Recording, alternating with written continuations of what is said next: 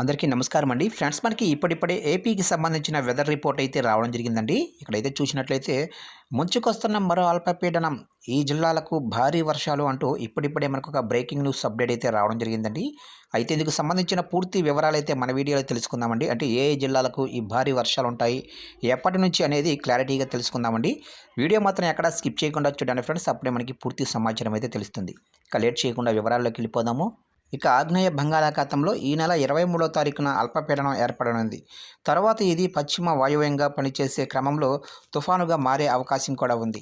ఇక ఈ నెల 26 లేదా 27 నాటికి శ్రీలంకకు ఉత్తర దిశగా రానుంది. దీని ప్రభావం రాయలసీమ, దక్షిణ కోస్తాలోని నెల్లూరు, ప్రకాశం జిల్లాలపై పడే అవకాశం ఉందని అంచనాలు వేస్తున్నారు.